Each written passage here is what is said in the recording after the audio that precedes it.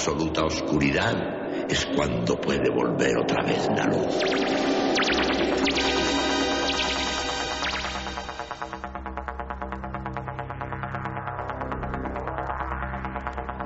Estás entrando en el espacio en blanco. Una puerta a nuevas dimensiones de la existencia. Una nueva perspectiva sobre la realidad. Espacio en blanco.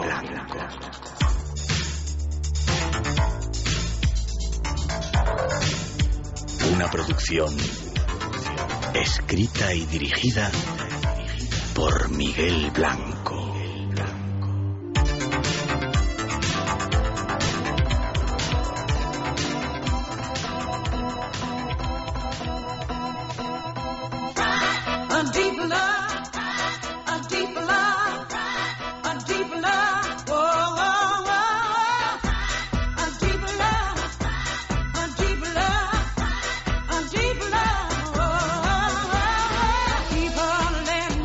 Hola, buenas noches. Nuestra segunda cita con el misterio comienza. 2 nuevas horas con todos esos temas únicos que solamente podrán escuchar aquí. Están ya listos, será hasta las 4, las 3 en las Islas Canarias, y a todos les necesitamos para llenar este espacio en blanco. Será aquí en la Casa de la Radio, en Radio Nacional de España. Y como siempre, es un placer para todos nosotros estar aquí juntos y compartiendo este especial tiempo. Las gracias a todos por elegirnos y por pasar estas 2 horas a nuestro lado. Y hoy, atentos, el programa viene con premios y temas súper interesantes. Hoy abordaremos un tema que muchos oyentes nos han pedido, los secretos del Vaticano. Nuestro invitado los conoce y esta noche nos trae informaciones asombrosas sobre lo mucho que se oculta en esos sótanos llenos de archivos. Y el segundo tema nos llevará hasta Siberia. Allí queremos descubrir a unos personajes de leyenda. Nuestra invitada Carmen Arnau Muro, antropóloga, ha pasado mucho tiempo con ellos y viene dispuesta a descubrírnoslos. Y esta noche sorteamos 5 libros entre todas las llamadas que recibamos aquí al Espacio en Blanco. Es tan sencillo como marcar el 900-137-137 o enviarnos un email a espacioenblanco@rtve.es. Las líneas están abiertas desde este mismo instante.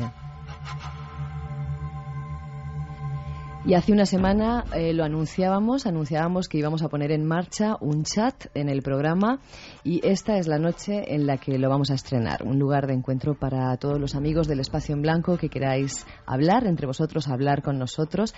Es tan sencillo como entrar en nuestra página web y desde ahí accedéis a nuestro chat. La dirección muy fácil, www.espacioenblanco.es. El chat ya está en marcha. Ese es el avance de los temas de hoy y estos son nuestros primeros datos. Y atención, que va a ser interesante, y desde el principio decimos que no nos hacemos responsables de lo que vaya a contar nuestro invitado. Pero antes, ahí van las primeras informaciones.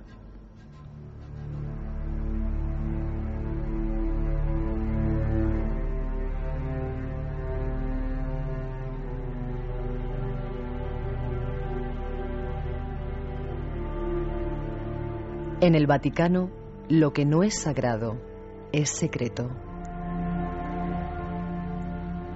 Esta noche queremos desvelar algunos de los secretos del Vaticano.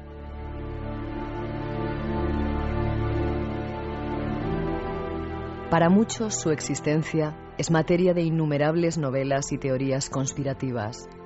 Para otros, no es más que un órgano que posee cualquier estado en el mundo.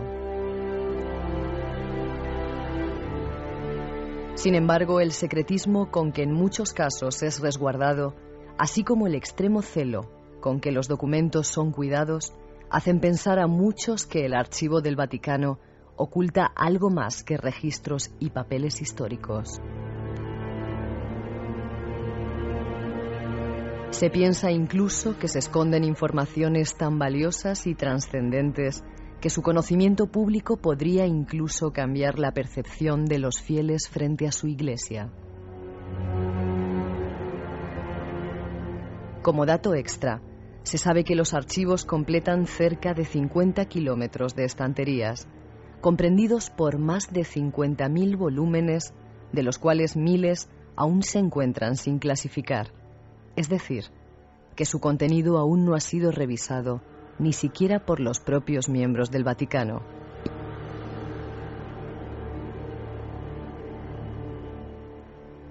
Pero ¿cuáles son los documentos más importantes de este archivo?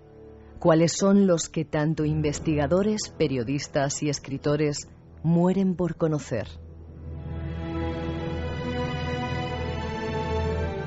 Nuestro invitado de esta noche los conoce y viene para darnos datos sobre ellos. Ahí están los primeros datos, los primeros apuntes de este tema que queremos tocar esta noche. El teléfono, con el concurso que tenemos en marcha, 900-137-137. Y recordar, hoy es el primer día del chat, simplemente entrar en la página web www.espacioenblanco.es, pincháis chat y ahí hay gente ya que está atendiendo esa sala de reunión. Y saludar a nuestro primer invitado, Eric Fratini. ¿Cómo estás? ¿Qué tal? Buenas noches, Miguel. Yo te digo desde el principio, no me hago responsable de lo que vayas a contar de esta lo que noche. voy a decir, ¿no? No ¿Vale? te hagas responsable de lo que voy a decir. Para nada. O sea, eso que quede claro ante nuestros oyentes, porque... Muy bien. Sin que no nos escuchen, ¿no? Bueno, sí, que nos escuchen, pero que... No, en serio, desde el respeto vamos a intentar tocar una serie de temas que mucha gente nos ha dicho que quería que lo tratáramos y nadie mejor que tú. Decir que eres escritor, investigador, has escrito algunos libros como este que tenemos, La Santa Alianza, Historia del Espionaje Vaticano, has escrito también Secretos Vaticanos, Sí. y Los Espías del Papa, Sí. entre otros cuantos, ¿no? Sí. ¿Por qué? Primero, ¿cómo te consigues los documentos, esos secretos? Me han estado enseñando y vamos a anunciar que a partir de, seguramente la semana que viene o la siguiente, vamos a lanzar una nueva sección contigo en el que vamos a desvelar muchos de esos documentos secretos, muchos de esos expedientes. ¿Cómo los consigues? Pues te cuento. En el caso de... Fue por una biografía que me manda a escribir Espasa Calpe, la editorial Espasa Calpe. Querían que escribiese una historia oficial sobre la CIA, toda la historia de la CIA desde su fundación. Y total que me fui a Estados Unidos, a Langley, que tienen los archivos históricos ahí en Langley, a la sede del cuartel general de la CIA en Virginia. Y revisando documentos, viendo documentos, encuentro un documento de 11 páginas que habla de un supuesto servicio de espionaje papal.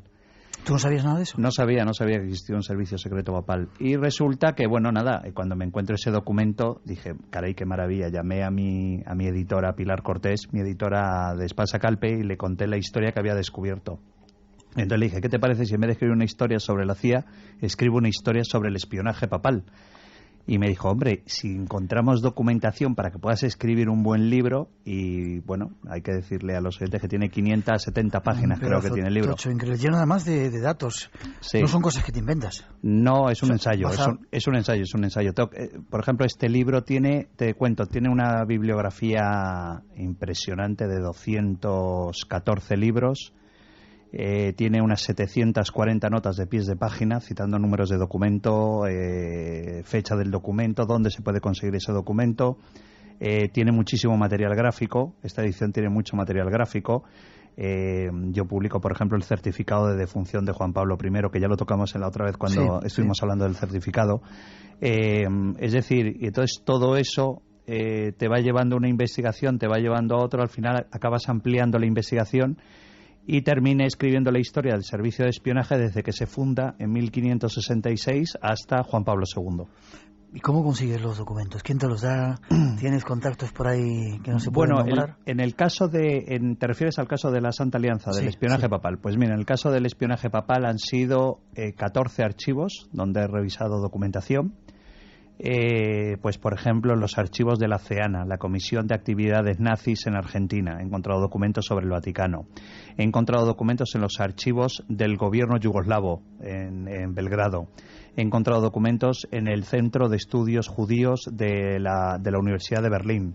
He encontrado documentos sobre el Vaticano y operaciones del Vaticano en los archivos de Seguridad Nacional de los Estados Unidos, en la Universidad George Washington. He encontrado documentos, por ejemplo, en el Centro de Investigaciones de Crímenes de Guerra Nazis en Yafo, en Israel. Y todo eso ha sido como... Yo siempre digo que más que un investigador, Lo que he hecho ha sido un gran puzzle, ¿sabes? He unido muchas piezas históricas en los archivos por supuesto, en el Public Record Office de Londres. También he encontrado muchísimos documentos. Todo eso ha ido compaginando y componiendo un gran libro que es lo que es ahora la Santa Alianza. ¿Y por qué la Iglesia, el Vaticano, vamos a decir, tiene que tener espías? ¿Por qué un poder espiritual que...? Bueno, es que yo creo que ese es el error que tienen muchos... Yo creo que ese es el error que tienen muchos católicos. Es decir, yo te diría que... Primero yo quiero decirte que yo no escribo sobre la religión, yo no escribo sobre Dios, yo siempre digo Dios me libre escribir sobre Dios, ¿no? Yo no soy experto en religión, sé los 10 mandamientos porque me los enseñaron en el cole y todavía los recuerdo. Pero yo no hablo de religión, yo hablo de política. Mi especialidad es política vaticana, ¿no? ¿Por qué necesita? Porque, claro, estamos hablando de un poder moral muy importante en las naciones. Es decir, ¿a qué otro jefe de Estado? Yo creo que lo hablamos tú y yo en alguna ocasión. ¿A qué otro jefe de Estado se le permite que cuando vino Bush a visitarle, el Papa Juan Pablo II le levantó el dedo y le llamó la atención por haber invadido Irak? O cuando fue nuestro presidente de gobierno, Rodríguez Zapatero, a Roma a entrevistarse con el Papa le echó la bronca porque habíamos aprobado aquí en España el matrimonio entre homosexuales. Es decir, ¿a qué otro jefe de Estado se le permite? Yo creo que tiene una autoridad, se le da una imagen de autoridad moral y luego que, claro, estamos hablando de un Estado que controla 1.500 millones de almas, que es unos 1.500 millones de católicos que hay repartidos por todo el mundo. Por eso que cuando el Papa Juan Pablo II o el Papa Benedicto XVI dice algo, eso tiene una repercusión en 1.500 millones de personas. Además del mundo civilizado, casi. Sí, claro.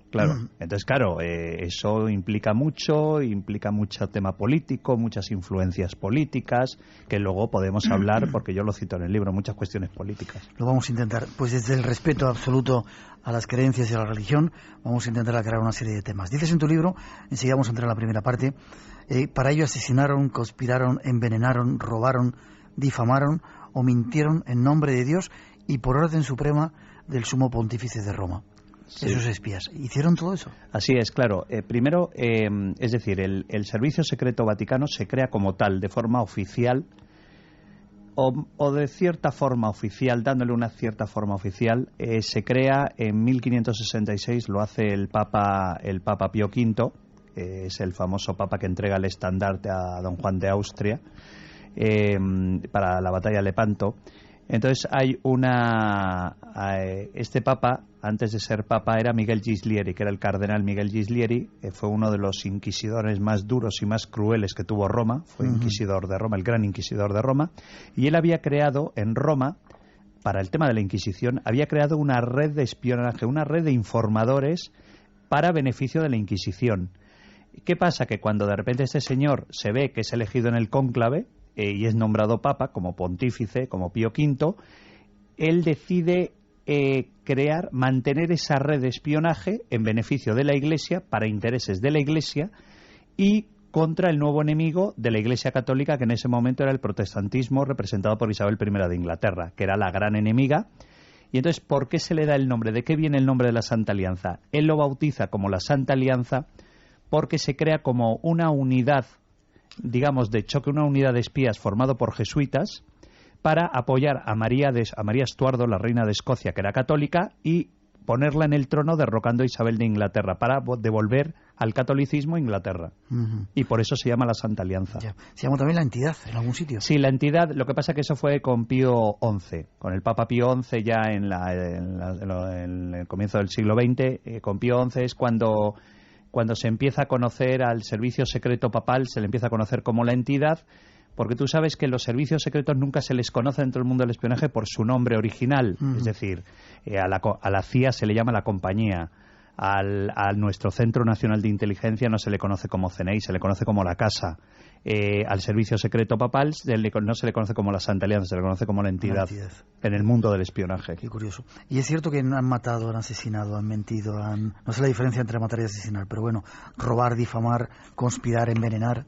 Sí, lo han hecho, y lo han hecho muy bien, y lo han hecho mucho y muy bien. Es decir, y muy bien. Mucho y muy bien. Por ejemplo, yo cuento en el libro, por ejemplo, cómo el Papa Clemente ordenó el asesinato de Enrique IV de Francia, porque Enrique IV de Francia había comenzado a poner problemas de las famosas regalías, es decir, las donaciones que los franceses hacían a los estados pontificios, al Papa. Entonces el rey Enrique IV de Francia parece ser una crisis económica muy grave y dijo que eso se había que cortar. Entonces que ese dinero se cortaban las regalías a los papas.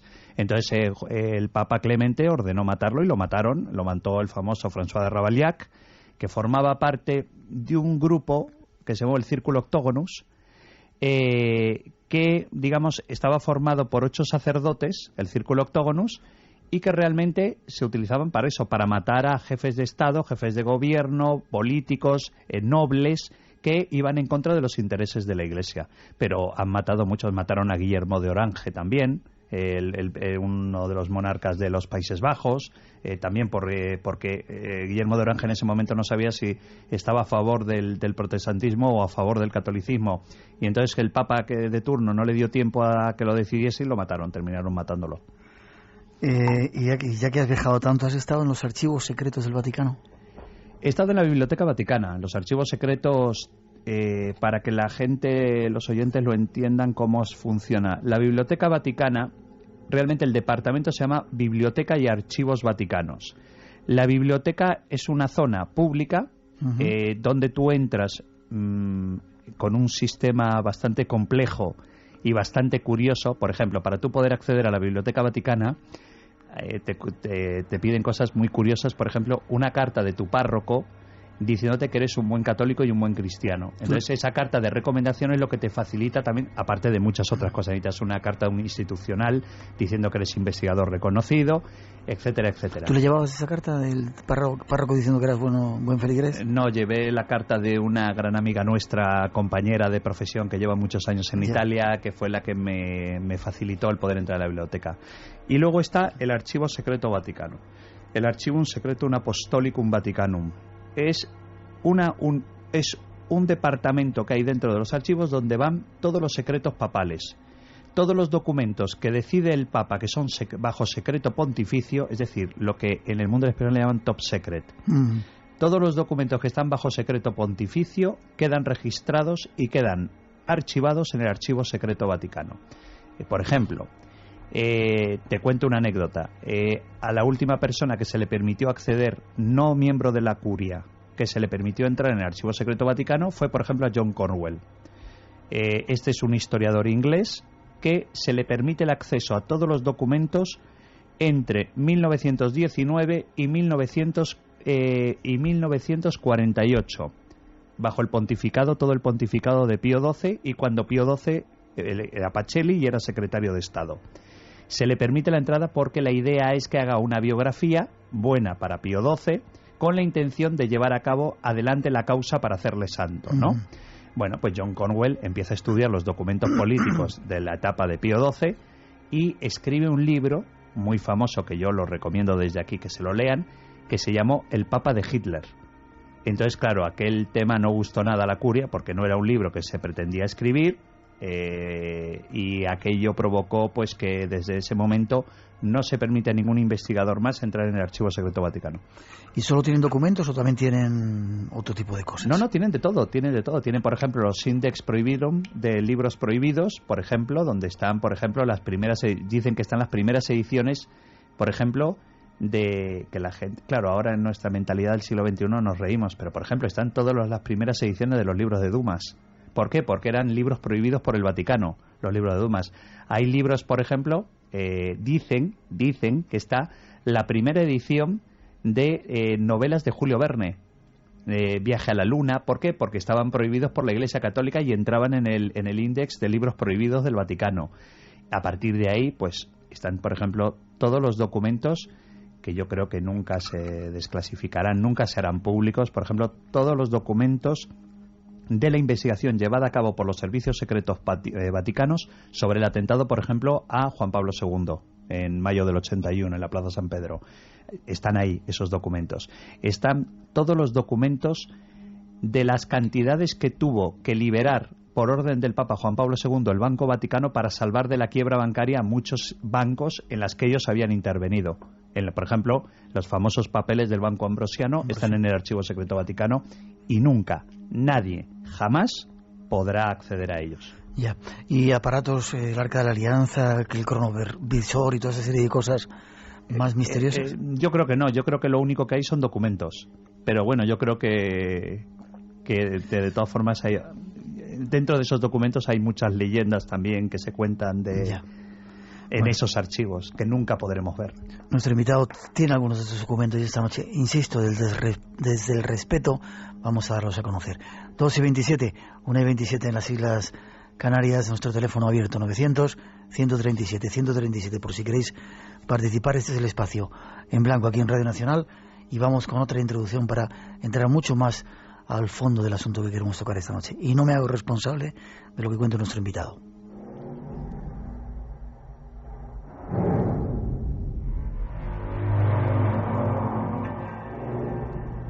El 28 de septiembre de 1978, y tras 33 días ocupando el cargo máximo de la Santa Sede, el sumo pontífice Juan Pablo I fue hallado muerto en su habitación del Vaticano. Según informaciones oficiales, el Papa Luciani habría fallecido debido a un infarto agudo de miocardio, producto de una mala dosis de su medicamento. Sin embargo, algunos investigadores sostienen que, lejos de una muerte natural, el llamado Papa de la Sonrisa habría sido objeto de un atentado gestado en los círculos más internos de la Iglesia y la mafia italiana.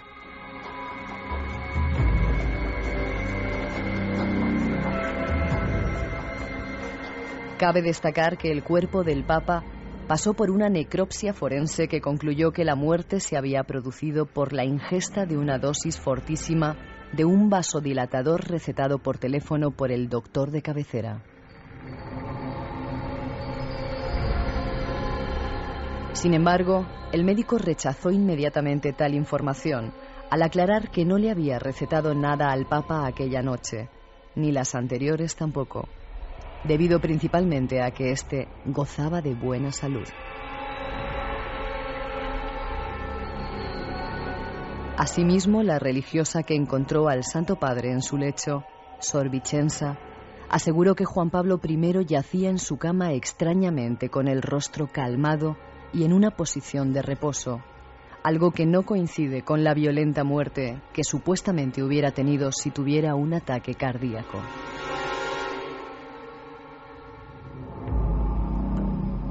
Los que apoyan esta teoría conspirativa sostienen que nada más acceder al papado, Juan Pablo I expresó su férrea voluntad de realizar una reorganización general del Instituto para Obras de Religión, o Banco Vaticano, y de luchar directamente en contra de la mafia y la masonería.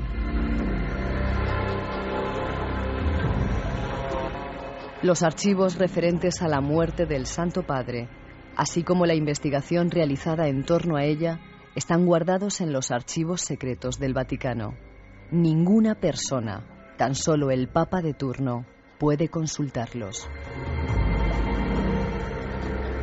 Bueno, pues este es un tema que nos habían pedido que tratáramos, muy controvertido, del cual se ha dicho muchas cosas, y te voy a preguntar, pero antes, perdóname, me dicen que tenemos algunos problemas con el chat, lo tenemos en prueba, o sea que un poquito de paciencia para entrar en el www.espacioenblanco.es, pincháis chat y ahí entráis en la sala. Había mucha gente y de repente se van. ¿Qué pasó con Juan Pablo II? Juan Pablo I, perdón. Bueno, yo en el libro mío yo lo que doy, digamos, no entro a opinar. Es decir, yo te doy todas las versiones que hay sobre la muerte de Juan Pablo I, tanto las oficiales como las conspirativas. Se pueden llamar conspirativas. La que más se defiende, en este caso, es la conversación. Hay una conversación que se tiene antes de entrar en el cónclave, donde él sale elegido, donde Luciani sale elegido como Juan Pablo I, donde Juan Pablo I está reunido con un grupo de cardenales, un pequeño grupo de cardenales, y alguien dice que quien salga elegido de este cónclave tendrá serios problemas con las finanzas vaticanas. Parece ser que Jean Billot, que era en aquel momento el todopoderoso secretario de Estado Vaticano de Pablo VI, dice, les manda el orden, les hace callar, Y efectivamente Juan Pablo, el Papa Luciani, Albino Luciani, que era patriarca de Venecia, sale elegido Papa, Juan Pablo I, y a los 33 días fallece. ¿Qué pasa? Es curioso porque la gente le ha dado mucha importancia a la muerte del Papa, ¿no? Los investigadores le han dado mucha importancia. Pero claro, ¿qué pasa con los cardenales que estaban con él, que estaban comentando ese caso? Bueno, pues te digo, por ejemplo, que entre el año 79 y el año 82... todos los que formaban los 5 cardenales que estaban en ese corro fallecen misteriosamente. ¿Sí? Y te digo, por ejemplo, Jean Villot fallece a los 73 años. Sergio Pignedoli a los 70 años, en muy poco espacio de tiempo. El cardenal Bagnozzi, que era uno de los hombres más próximos a Luciani, muere a los 74. Y Pericle Felice, estaba también ahí, muere a los 70 años, y Giovanni Benelli, que era el que decían que podía ser elegido papa, muere con 61 años. Es decir, todos los que estaban en el corro, en aquel corro famoso, antes del cónclave, fallecen entre el año 79 y el año 82. O sea, puede ser una casualidad. ¿Qué quieres decir con eso? Puede ser una casualidad, pero claro, esas casualidades de que curiosamente son los cardenales que están a favor de la investigación, de abrir una investigación al Banco Vaticano, y fallecen curiosamente en muy poco espacio de tiempo, y además cardenales que son muy jóvenes, con 61 años. Es decir, no estamos hablando a lo mejor de otros cardenales que tienen 74 o 75 años. ¿Qué pasa? Que luego, a partir de cuando fallece Juan Pablo I, sale elegido Karol Wojtyła, y sale elegido como Juan Pablo II. Y Juan Pablo II, la primera medida que toma es ratificar en el cargo de presidente Lior a Paul Marcinkus, el famoso monseñor americano, que es en ese momento el presidente del Banco Vaticano, y es quien se dice que va a llevar a la quiebra al Banco Vaticano, que es efectivamente quien lo lleva a la quiebra. Misterios. ¿Hay más teorías que puedan...? Bueno, hay otra teoría, por ejemplo, de que hay una orden, curiosamente, en la comisión de investigación que se abre una comisión de investigación cuando muere el Papa Juan Pablo I, que se dice, por ejemplo, que hay una cosa curiosa, que la noche que muere Juan Pablo I, la noche que él fallece, de un supuesto infarto, se dice, a él se le retira misteriosamente esa misma noche, se le ha retirado la escolta de la Guardia Suiza y la escolta de los 2 agentes del Servicio Secreto Papal que lo protegen siempre al Papa, y curiosamente también a los guardias suizos que protegen la entrada a las estancias papales en el Palacio Apostólico. Esa noche él no tiene protección en su habitación. Es decir, otro misterio que se habla de la muerte de Juan Pablo I. Dicen que él tiene una campana, él tiene un botón al lado suyo para las alertas, que está comunicado con el sistema de alertas del Vaticano. Es decir, la madre Vincenza, que es quien lo descubre, que era su ayudante, era su camarera, la camarera papal, dice que cuando descubren el cadáver, el Papa tiene el mando en la mano. ¿Y por qué no sonó el mando? Porque no sonó. Otro misterio.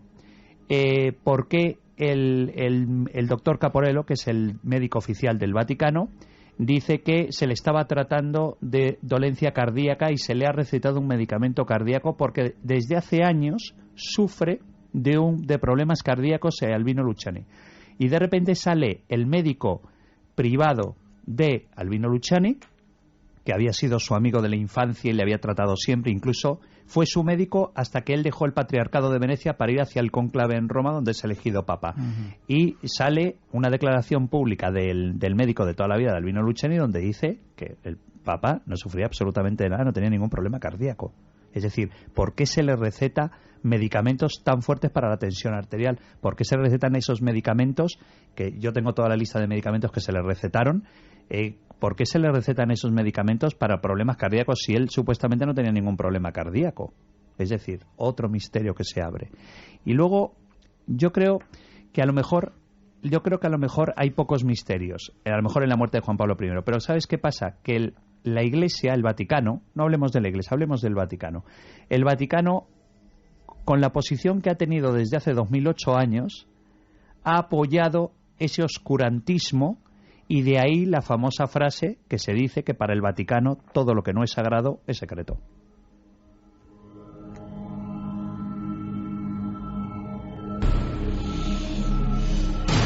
Espacio en Blanco. Madrugada del viernes al sábado y del sábado al domingo, de 2 a 4, en Radio Nacional de España.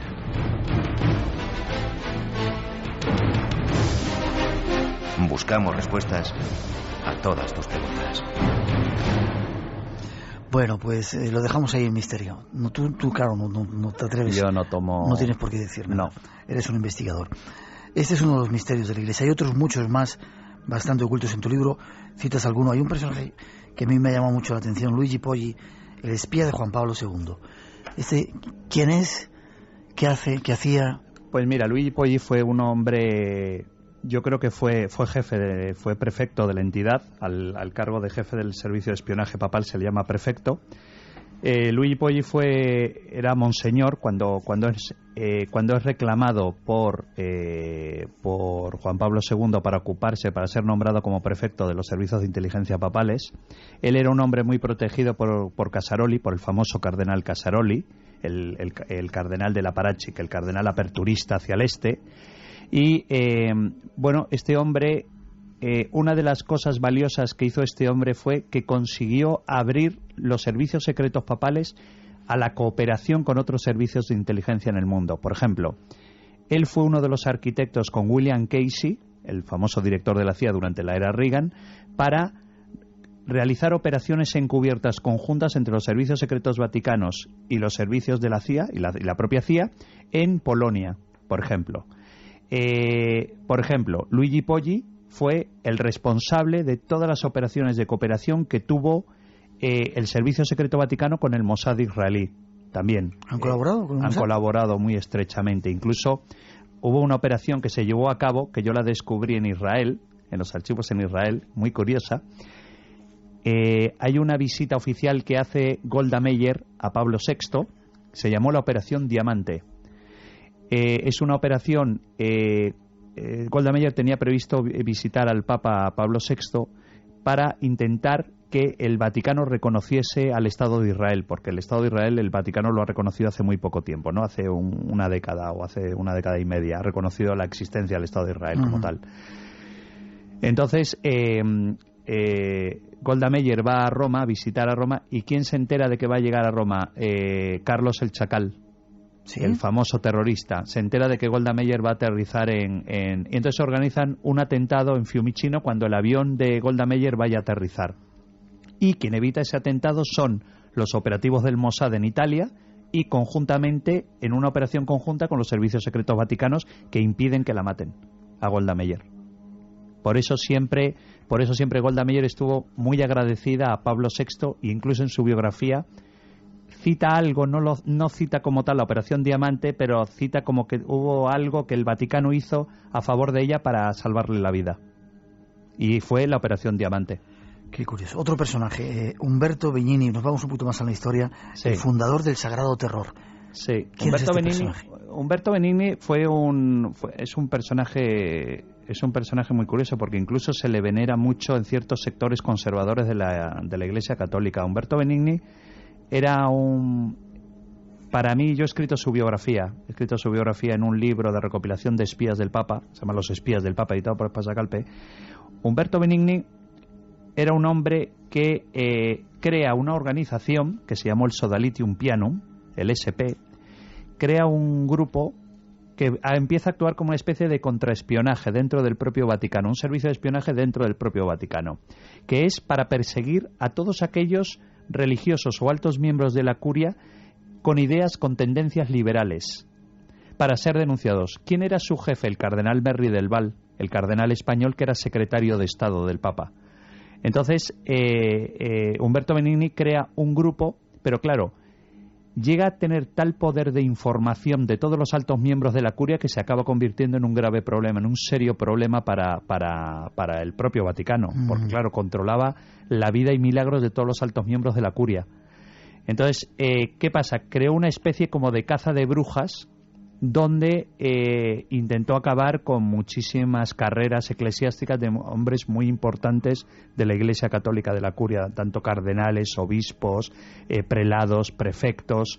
Entonces, este hombre es curioso porque llega el nuevo Papa, que es el Papa Benedicto XV, y acaba de un tajo con el poder de Umberto Benigni. pero la organización que él había montado para perseguir a los liberales dentro de la Iglesia Católica se acaba convirtiendo realmente en el primer servicio de contraespionaje papal. Y actualmente al contraespionaje se le conoce por las siglas del SP, del S+P, que es curiosamente el Sodalitium Pianum, la Sociedad de Pío. Es la traducción.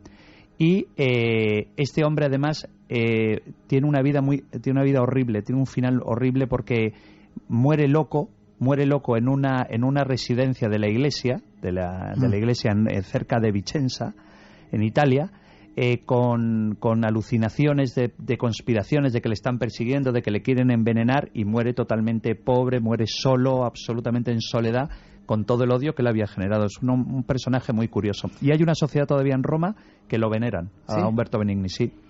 Vamos con otro, antes de pasar algunas cuantas preguntas de oyentes. Bartolomeo Paca, el cardenal negro. ¿Quién era este? Bartolomeo Paca fue, yo creo que uno de los mejores jefes de la entidad de la Santa Alianza. Bartolomeo Paca fue jefe de los servicios secretos papales durante el pontificado, durante los duros años de Napoleón. Yo creo que fue uno de los mejores. Fue el que acompañó incluso al Papa Pío VII al exilio cuando es apresado por Napoleón. Y yo creo que Bartolomeo Paca es curioso, porque yo creo que Bartolomeo Paca fue realmente el primer hombre, el primer jefe, el primer prefecto de los servicios secretos papales que creyó en la necesidad de crear y establecer redes de espías estables en países que pudieran ser en el futuro enemigos contra la Iglesia, contra el Vaticano. Y yo creo que es una de las cosas que se le admiran a Bartolomeo Paca. Fue un hombre muy, muy poderoso, era un hombre cultísimo, era un hombre muy culto, y conseguí leer una biografía que se había escrito de él en 1878. Se escribió una biografía sobre él. Maravillosa, magnífica la biografía. Te iba a decir que era el último, pero uno más. Robert, el secretario secreto de Pío XII. Robert Leiber. Sí, Leiber. Robert Leiber, el jesuita. Era un hombre, le llamaban el mensajero secreto de Pío XII. Robert Leiber, tú sabes que solamente era el secretario oficial de Pío XII y solamente hay una foto oficial de él, nada más. Hay una sola fotografía que se ve a un hombre, era un hombre muy guapo, él realmente era un tipo con muy buena apariencia, y solamente hay una fotografía, él como escondido detrás de Pío XII, cuando Pío XII ya era papa, ¿no? Cuando Pacelli era ya papa Pío XII. Y Robert Leiber era, digamos, se convirtió en el correo secreto de Pío XII. Cuando Pío XII tenía alguna misión especial que hacer durante la dura época de la Segunda Guerra Mundial, mandaba a Robert Leiber como su mensajero especial. Y Robert Leiber se acabó convirtiendo en uno de los hombres que más sabía de intrigas políticas durante la Segunda Guerra Mundial en la Italia ocupada por los alemanes. Antes de pasar a la segunda parte, dices en tu libro que hay 7 puntos que son aceptados por el nuevo Papa nada más ser nombrados. ¿Cuáles son estos 7 puntos y qué poderes tienen los papas? Bueno, los papas tienen tú sabes que el papa es el único, dejando aparte los dictadores, ¿no? Pero el papa es el único que tiene el poder absoluto, el pontífice maximus, porque es el pontífice máximo, es decir, no hay ningún tribunal en el mundo que pueda juzgar a un papa. No hay ninguna ley que pueda realmente enjuiciarlo o encausarlo. Tú sabes, por ejemplo, que los papas... Aunque se haya demostrado que ha habido asesinatos y... No, es decir, es que claro, tú piensas una cosa, es que por las leyes, todavía en el siglo XXI, el papa no es elegido por los cardenales. ¿Quién lo elige? Lo elige el Espíritu Santo, que es quien decide y quien ratifica el nombramiento de un papa cuando sale la famosa frase Habemus Papam para el Urbi et Orbi. Antes lo ha ratificado el Espíritu Santo y todavía sigue estando en la Constitución papal, en la Constitución apostólica, de que es el Espíritu Santo. Es decir, son los cardenales quienes votan, pero por inspiración del Espíritu Santo. Es decir, no estamos diciendo ninguna broma, es que es así, porque así lo marca la legislación de cónclave, cuando eligen a un papa. Es decir, el pontífice máximo tiene el poder absoluto. Es decir, tú sabes, por ejemplo, que los prefectos, que podrían ser como una especie como los ministros, para que la gente lo entienda, como nuestros ministros del gabinete de Zapatero, el presidente Zapatero, que le aconsejan a tomar las decisiones, que aportan las propuestas para la aprobación de leyes. Los prefectos de las congregaciones pontificias o de las comisiones pontificias, lo único que hacen son presentar cartas y recomendaciones al Papa, porque el Papa es el único en el Estado Vaticano que decide si una normativa o una ley es aceptada o no. Es el único. O sea, lo único que hacen los prefectos es aconsejar, nada más. No me has contestado esos 7 puntos que son aceptados por el nuevo Papa. Bueno, uno de ellos que no puede ser juzgado. ¿Sí? Uno de ellos no puede ser juzgado. Otro de ellos, los papas en cuanto son elegidos pasa a ser automáticamente, pierde su ciudadanía en cuanto son elegidos. En el caso de Karol Wojtyła perdió su ciudadanía automáticamente, su ciudadanía polaca, y pasó a ser ciudadano del Vaticano. No cobran sueldo. Es una de las normativas. Cuando tú eres elegido papa no cobras ningún sueldo. Pasas automáticamente como cardenal o prefecto, sí que tienes un sueldo. Como papa no tienes ningún sueldo. Ese es otro de los puntos. Otro de los puntos es que tu poder es absoluto. Es decir, que tú no tienes un poder temporal. ¿Qué quiere decir esto? Por ejemplo, la gente, los oyentes lo habrán visto cuando el caso de Juan Pablo II, que había mucha gente que decía, pero pobre hombre, ¿cómo este hombre ya no ha dimitido o no lo han cesado con lo mal que está, lo enfermo que está? Porque no existe una ley de sucesión dentro del Vaticano. Es decir, el Papa es un monarca absoluto, es un monarca absolutista, como lo era Luis XIV de Francia. Es decir, el Papa cuando cae enfermo, cuando empieza la enfermedad grave, hay una maquinaria que empieza a funcionar, es decir, es una maquinaria controlada por el secretario de Estado, que es el segundo hombre más importante después del Papa en el Vaticano, que continúa manteniendo la maquinaria engrasada. Pero solamente esa maquinaria empieza a funcionar, curiosamente por la Constitución Vaticana, solamente esa maquinaria empieza a funcionar cuando el Papa ha muerto, curiosamente, que es cuando hay un cardenal camarlengo que es quien se ocupa de organizar, es un Papa en funciones, que se ocupa de organizar el Vaticano para que todo siga funcionando y la Iglesia Católica siga funcionando en su maquinaria. ¿Y un Papa no puede dimitir? Un Papa no puede dimitir. Un Papa no puede dimitir. Un Papa ni siquiera está estipulado que si se vuelve loco puedan cesarlo. No lo cesan, sigue siendo Papa. Pero te estoy hablando del siglo XXI, no te estoy hablando del siglo XVI ni siglo XVII. Actualmente, si el Papa, imagínate que el Papa Benedicto XVI se vuelve loco, pues el Papa continuaría siendo Papa y la Iglesia tendría que seguir funcionando mediante el sistema del secretario de Estado, que seguiría manteniendo, digamos, en activo la maquinaria vaticana. Curioso. Curioso en siglo XXI, ¿no? Sí, muy curioso. 2:49, 1:49 de las Islas Canarias. Esto es Radio Nacional de España, el espacio en blanco. Nuestro teléfono 900-137-137 está abierto para vuestras preguntas. Tengo unas cuantas aquí para hacerte enseguida y para participar en ese concurso. 5 libros tenemos para sortear entre todas las llamadas. Y hay más datos, más cosas que esta noche queremos conocer del Vaticano.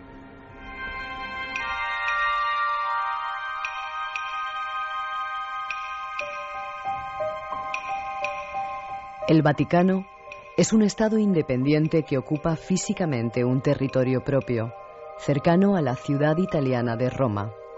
Como Estado soberano que es, se organiza en un entramado de instituciones y organizaciones. Utiliza dispositivos de sistemas de seguridad, sistemas de vigilancia y contravigilancia, cuerpos armados como la Guardia Suiza, agentes de seguridad y servicios de escolta. El Vaticano, organizado con una estructura jerarquizada, en cierto sentido tiene extendidos a sus funcionarios ordinarios y oficiales distribuidos por todas las naciones de la Tierra.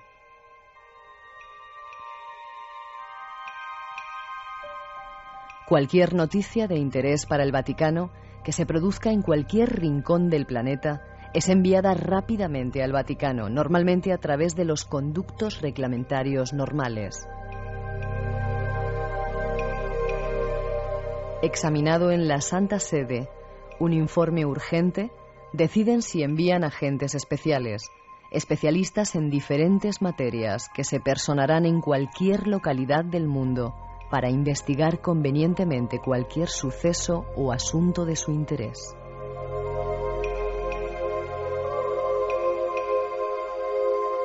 Nosotros solamente podemos ver una parte, la parte oficial que se muestra del Vaticano, pero tras la trastienda de esta gigantesca organización se mueven miles de hilos que desconocemos por completo.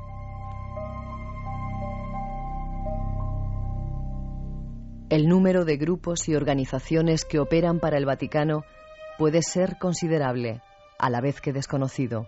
Algunas organizaciones de público conocimiento trabajan en sus cometidos.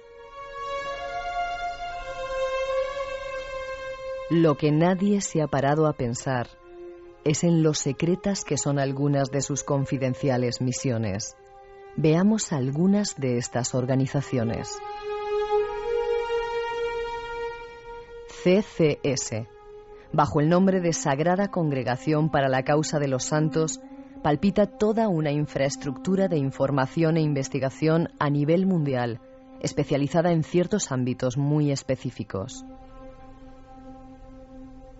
Conocido popularmente como el tribunal o la instancia oficial que aprueba las beatificaciones de monjas y sacerdotes, recopila y valora las pruebas milagrosas, aunque en realidad va más allá que esa mera tarea administrativa religiosa.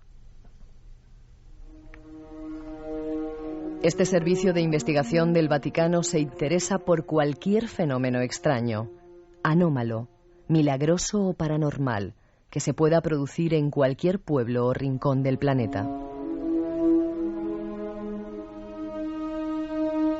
Apariciones de la Virgen, estatuas sangrantes o que lloran, casos de bilocaciones habitualmente entre algunas monjas o sacerdotes, sucesos milagrosos, fenómenos inexplicables, aparición de luces y seres de procedencia desconocida.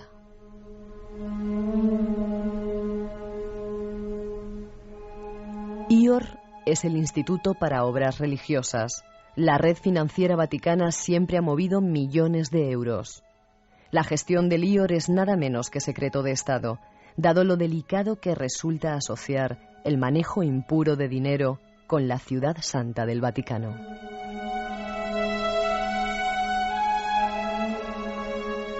CDF. En cuanto a la Sagrada Congregación para la Doctrina de la Fe, es el nombre actual de la Santa Inquisición.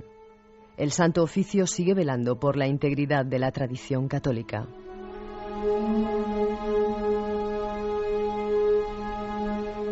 El cardenal Joseph Ratzinger fue su prefecto y el encargado de anunciar que desde su organización iban a frenar cualquier intento de apertura en la Iglesia católica.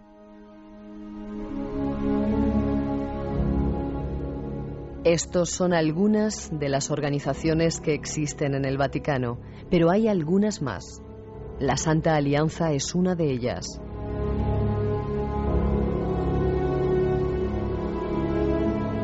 Nuestro invitado tiene datos de ella. Escuchemos. Bueno, pues un montón de cosas que me gustaría aclarar. Yo no sé si por dónde empezar. Preguntas a los oyentes antes de que nos metamos en tema, ¿te parece?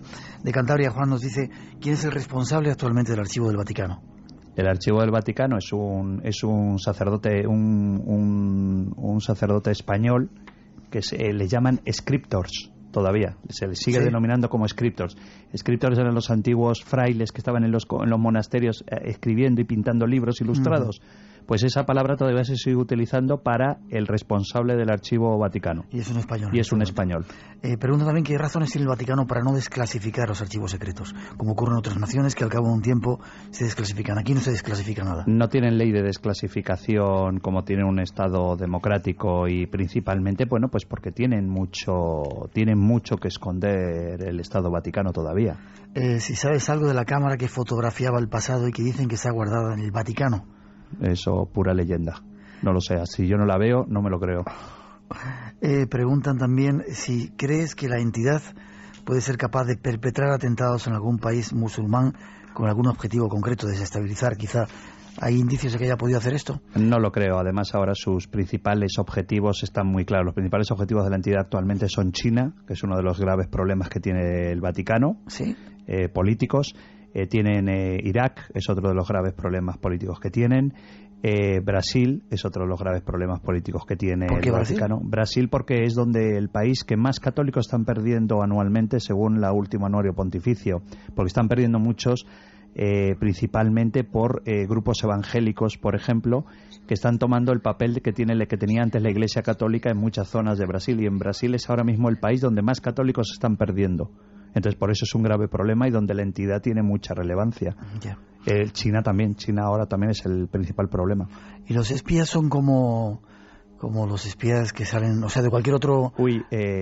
Bueno, es genial porque descubrí, por ejemplo, la creación del Rusicum. El Rusicum era la unidad de la entidad encargada de las penetraciones y operaciones encubiertas en Rusia.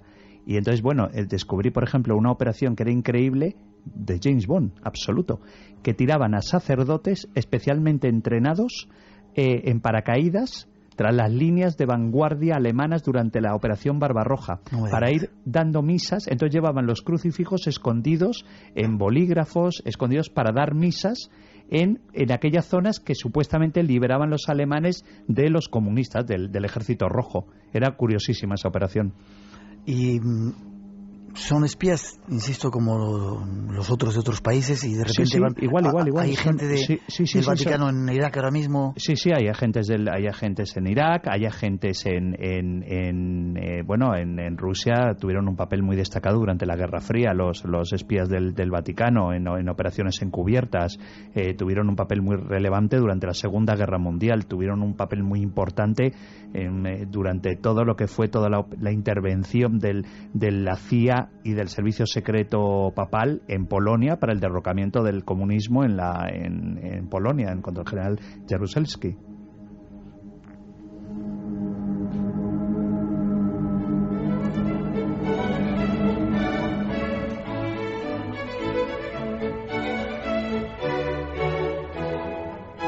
Tenemos que hacer una mínima pausa. Llegan los servicios informativos de las 3, las 2 en las Islas Canarias, y después regresamos. Serán 5 minutitos y después les hablamos del Banco Ambrosiano, de la Sagrada Congregación para la Doctrina, del dinero del Vaticano y otro montón de cosas. Y hay un segundo tema esperando. Nos iremos hasta Siberia para hablar de los chamanes. No os lo perdáis aquí en el Espacio en Blanco de hoy en Radio Nacional de España. El teléfono 900-137-137. Enseguida volvemos.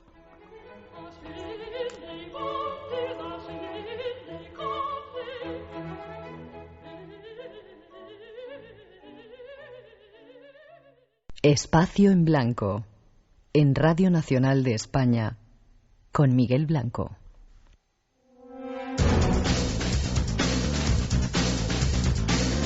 Tres y 6, 2 y 6 en las Islas Canarias. Entramos en la segunda hora del Espacio en Blanco, en esta segunda edición, hablando en este primer tema de algunos secretos del Vaticano. Tenemos un concurso en marcha. Hay 5 libros que sorteamos esta noche. 900-137-137 nuestro teléfono, gratuito, por si queréis participar. Y en internet, espacioenblanco@rtve.es. Y esta semana estábamos inaugurando el chat, un chat que nos está dando algunos problemas porque se ha colapsado. Tranquilos, trataremos de arreglarlo, y en breve, a través de la página web del Espacio en Blanco, podéis entrar en él.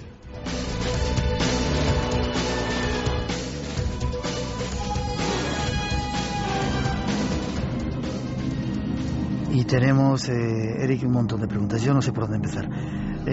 Vamos con preguntas de los oyentes porque hay que hacerles caso, y luego te pregunto algunas cosas. ¿Por qué la Guardia Vaticana son suizos y no italianos? ¿Es que no se fía de los italianos el Papa o...? No, bueno, es decir, el Comité de Seguridad está formado por el Servicio de Espionaje Papal, la entidad, por el Servicio de Contraespionaje, el Sodalitium Piano en el SP, por la Guardia Suiza, la Guardia Helvética, y por la Gendarmería Vaticana. La Gendarmería Vaticana está formada en su mayor parte por ciudadanos italianos que pasan a formar parte de cuerpos de seguridad vaticanos cuando entran en la Gendarmería Vaticana, que acaban además de incorporarse a Interpol por primera vez. Y luego está el cuerpo de la Guardia Suiza. El cuerpo de la Guardia Suiza el año pasado cumplió 500 años, es el ejército más antiguo como tal, formado como cuerpo de ejército, y está formado por 62 guardias suizos, 62 en total.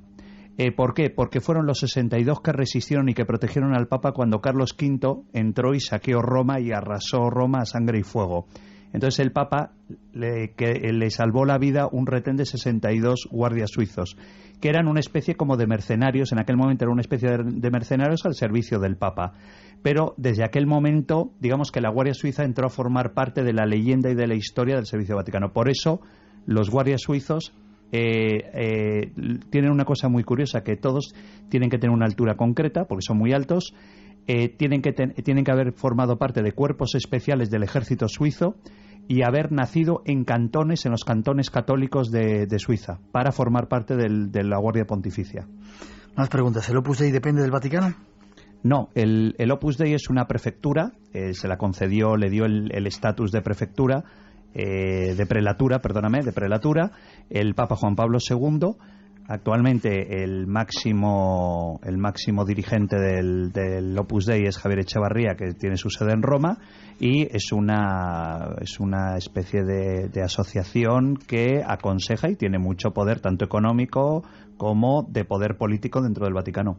Preguntan también si hay documentos secretos que hablen acerca de profecías, como la de Roncalli, las de algunos papas, la de Nostradamus. No me consta. No te consta. No me consta. Además, yo creo que a veces la realidad supera la ficción. No hace falta profecías. ¿Cuántas personas integran el Vaticano? Dice, entre curas, obispos, a la gente que está ahí, ¿se sabe? Como ciudadanos con derecho de tener pasaporte vaticano, el Papa y el Colegio Cardenalicio. ¿Siguen las peleas entre los dominicos y los agustinos en el seno de la Iglesia, o eso ya...? Eso ya ha pasado. Los dominicos dejaron de quemar gente hace muchísimos siglos. Eran los más duros, los más ortodoxos de la Iglesia. Ahora los que empiezan a tener mucho poder con este Papa vuelven a resucitar con el poder los jesuitas. Bien. Vamos a hablar de esos diferentes grupos que formaban parte del Vaticano, a hablar un poquito de ellos, si te parece. El Instituto para las Obras, la red financiera del Vaticano, el Instituto para las Obras Religiosas. El IOR, controla tanto dinero, tanto poder tienen. El IOR tuvo mucho poder. Ahora estuvo en el pasado. Tuvo mucho poder durante el pontificado de Juan Pablo II, de Pablo VI. El final del pontificado de Pablo VI y de Juan Pablo II tuvo mucho poder. Es decir, el IOR provocó quiebras financieras en Italia.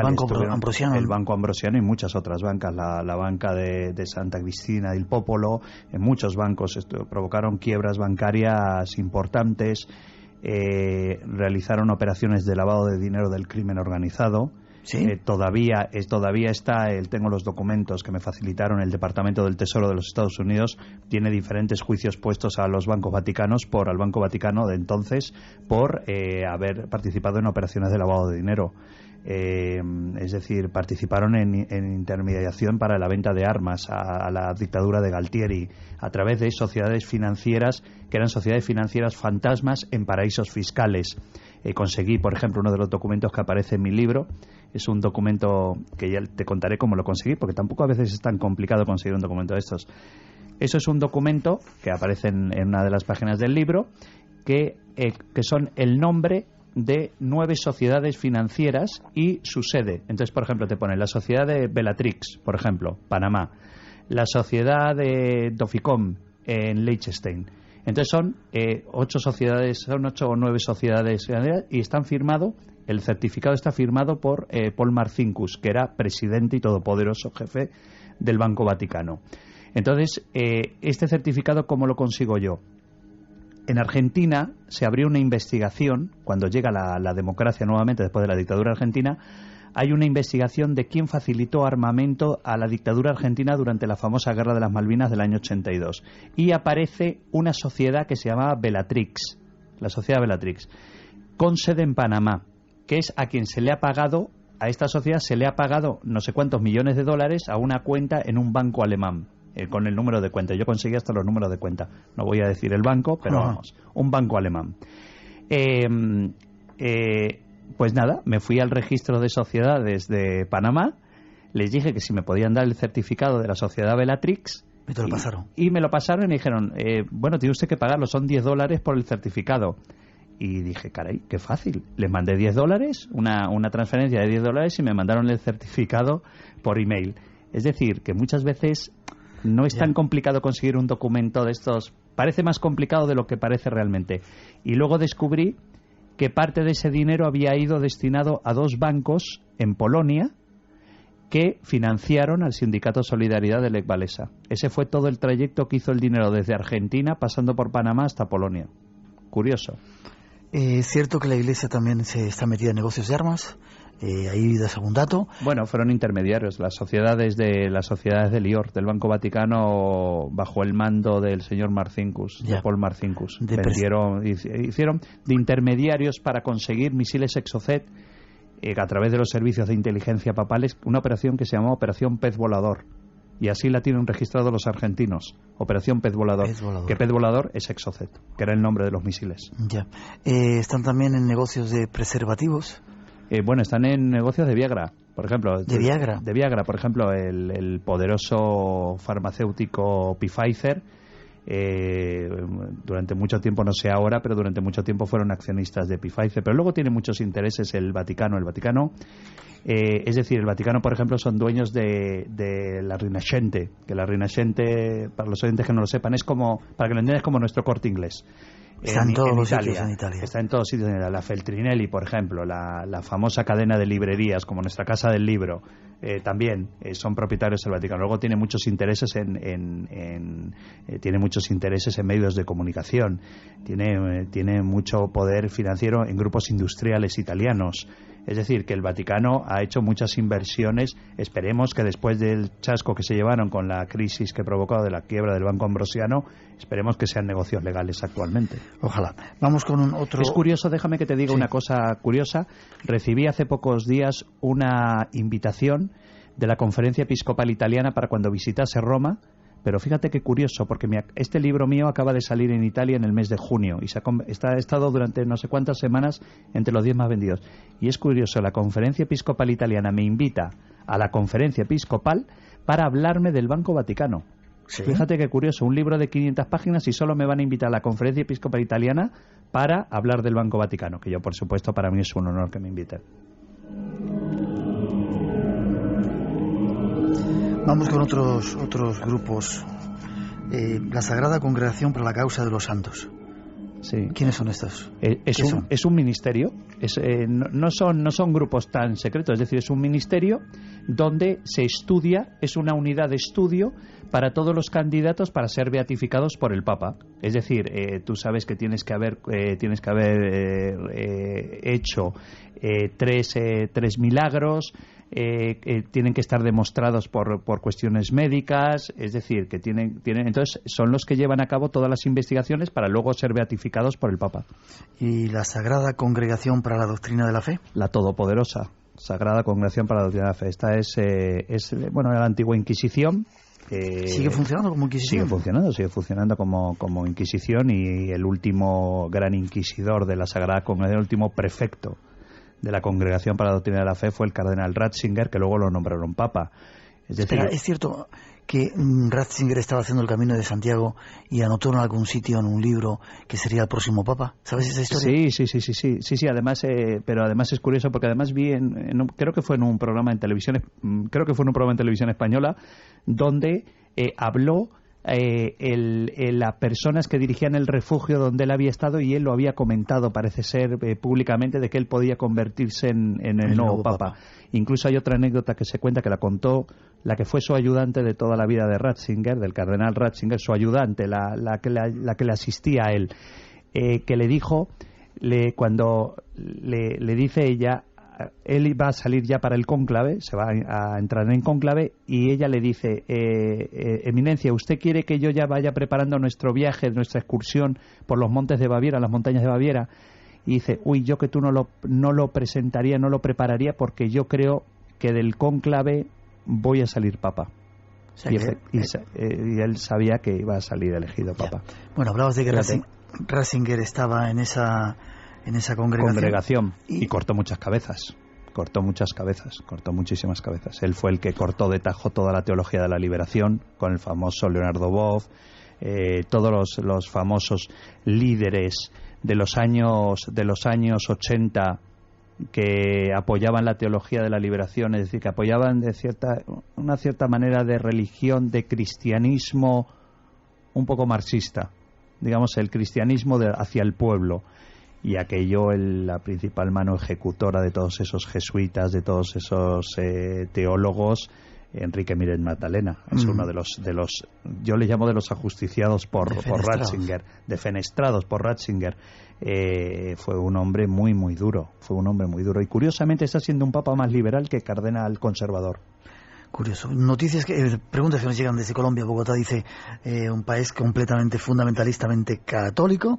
Le parece muy interesante el programa y dice que, una pregunta, es un escritor además, si usted piensa que es posible un motín, un golpe de Estado en el Vaticano por parte de los oprimidos, llámense monjitas o curas rebeldes. No, ya se ocupará la Congregación de la Doctrina de la Fe de que eso no suceda jamás. ¿Qué papel tiene la mujer en el Vaticano? Ninguno, absolutamente ninguno. No tiene ningún papel relevante la mujer. Hombre, tiene un papel relevante porque uno de los mayores símbolos de la Iglesia Católica es María. Yeah. Entonces se le permite a María ser la madre del Hijo de Dios, pero no se le permite el sacerdocio, ni se le permite, etcétera. También desde... Que además fue Juan Pablo II quien, por una orden y una ley pontificia, cortó de tajo, conjuntamente con el cardenal Ratzinger, cortó de tajo cualquier acceso en el futuro, la posibilidad en el futuro de que las mujeres accediesen al sacerdocio. También nos dicen desde la vinculación desde Sudamérica, la vinculación del Vaticano con Cuba. Es muy curiosa porque Cuba ha sido uno de los graves problemas que ha tenido el Vaticano. De todas formas, en Cuba sucede una cosa muy curiosa. Todos los que hayan viajado a Cuba lo encontrarán en las calles, que los ciudadanos son muy comunistas, son muy revolucionarios, pero luego van a misa. Es muy curioso lo que pasa en Cuba. Y luego va el Papa Juan Pablo II y va todo el mundo con las banderitas, todos los cubanos con la banderita del Vaticano. Es una cosa muy curiosa que tienen la idiosincrasia cubana. Cuba es así. ¿Se sabe el capital aproximado que tiene el Vaticano? Incalculable. Además, todavía sigue llegando muchísimo dinero porque la principal entrada de fondos en el Vaticano es el óbolo de Pedro. ¿Qué es eso? El óbolo de Pedro es cuando tú terminas una misa que te pasan el cestito para que tú pongas €1. Bueno, pues el 50... Bueno, €1 lo que puedas. €1 lo que tú puedas, efectivamente. Ahora ahora tú pones 50 céntimos, ¿no? Pero tú sabes que el 25% de ese euro... 25 céntimos de cada euro, 25 céntimos se queda en la parroquia. Y el otro 75% va a una cuenta del obispado que una vez cada 5 años el obispo de turno se celebra una reunión de obispos de todo el mundo que van al Vaticano con un cheque. ¿Cada 5 años? Cada 5 años se reúnen con el Papa, son recibidos todos los obispos del mundo por el Papa y entonces van cada uno con un cheque. Y en ese cheque le entregan todo el dinero que han puesto los católicos, los fervientes católicos que han depositado su monedita en el cestito de la misa, va al Vaticano. Ese es uno de los principales fuentes de ingresos del Vaticano. Será un cheque abultado, ¿no? Si pasan 5 años. Bueno, yo creo que hay países, sí. En Estados Unidos es muy abultado. Me imagino que en España, aunque se diga que es un país ateo también, yo creo que debe ser muy abultado. Nos queda poco tiempo ya, desgraciadamente. Pasillo Vaticano. ¿Qué es eso, el Pasillo Vaticano? La operación Pasillo Vaticano, la operación Convento, fue como se llamó. Esta operación estuvo al mando de un cardenal, Alois Stepinac, que fue un cardenal muy polémico. La operación Convento fue realmente una red formada por instituciones del Vaticano, como San Girolamo en Roma, para ayudar a escapar a través de esa red de conventos e instituciones vaticanas a todos los criminales de guerra nazis que intentaban huir hacia Sudamérica de la justicia aliada. Por ejemplo, eso está muy bien documentado. Yo a la gente, a los investigadores que tengan interés en este tema, les recomiendo que en Argentina revisen los archivos de la CEANA, la Comisión de Actividades Nazis en Argentina, que están abiertos al público, porque ahí hablan muy bien de todo lo que fue la Operación Convento. A través de la Operación Convento, dirigidas por este hombre, que era Luis Stepinac, que era un cardenal croata, se ayudó a escapar a criminales de guerra, por ejemplo, como Ante Pavelic, el dictador de la Croacia pronazi. Se ayudó a escapar a Hans Fischböck, el general de las SS, el carnicero de Holanda. Se ayudó a escapar a través del Pasillo Vaticano a Herbert Kukurs, el carnicero de Riga. Se ayudó a escapar a un tipo que se llamaba Adolf Eichmann, uno de los grandes arquitectos del Holocausto, y yo conseguí, en los archivos de la CEANA, conseguí el documento que le había firmado el Vaticano a nombre de Ricardo Clementi para ayudarle a escapar a través del puerto de Génova hacia Argentina. Y curiosamente, como te diré que este señor Alois Stepinac fue curiosamente beatificado por el Papa Juan Pablo II. Sí. Hace pocos años, sí. Pocos años antes de morir Juan Pablo II fue beatificado por el Papa Juan Pablo II. A punto de terminar, nos quedan curioso. Dos minutitos, sí. Mucha gente dice que algunos misioneros, no estoy hablando de los católicos, entran en Sudamérica. Yo los he visto, de hecho, en Pitada la Selva, ves a unos cuantos misioneros que entran allí contando milongas y dicen que por detrás están los servicios secretos de la CIA, que son grupos que lo que intentan es, bueno, convencer a esos inditos que andan por ahí de que se cambien de religión y controlarles. Bueno, es que yo siempre digo, Miguel, que la Iglesia Católica o la Iglesia Católica o el Servicio de Espionaje Vaticano tiene una red de espías montada hace 2008 años.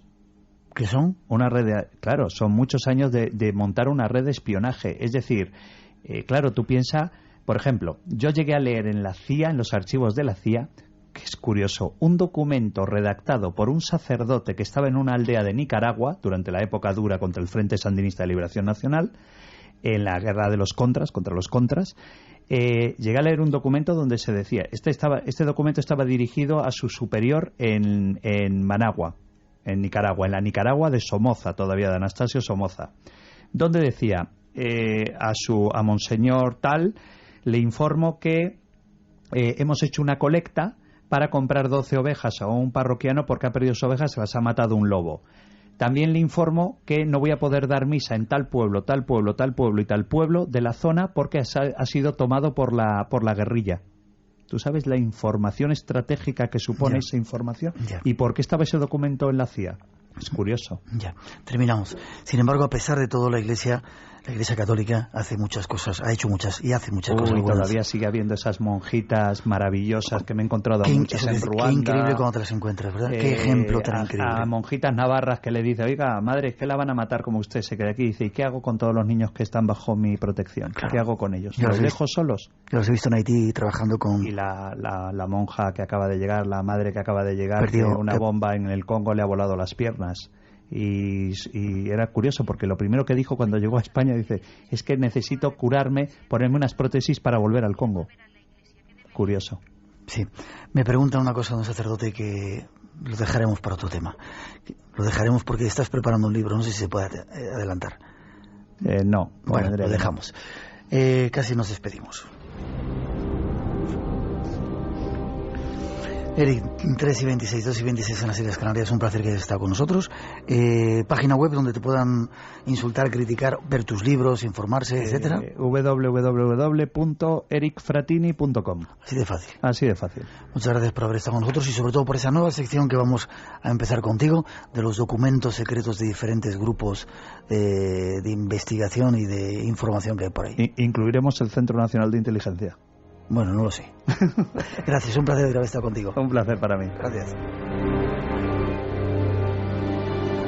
Y seguimos, sigue el concurso en marcha, 900, 137, 137 y ahora desde la iglesia nos vamos a Siberia. Una antropóloga que ha estado con chamanes nos lo cuenta, parte de su experiencia. Los chamanes son uno de los temas favoritos del Espacio en Blanco. Seguramente la semana que viene tendremos alguno aquí para que nos hablen de esas plantas de poder. No os lo perdáis.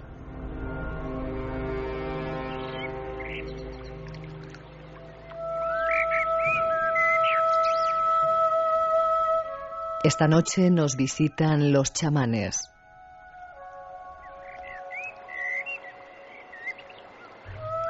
El chamán es un individuo al que se le atribuye la capacidad de modificar la realidad o la percepción colectiva.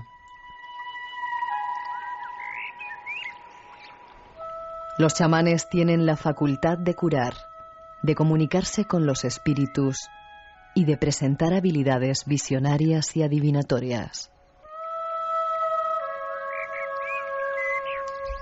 Los chamanes son personas que han estado presentes principalmente en las sociedades cazadoras y recolectoras de Asia, África, América y Oceanía, y también en culturas prehistóricas de Europa. En algunas culturas, igualmente, se cree también que el chamán puede indicar en qué lugar se encuentra la caza e incluso alterar los factores climáticos.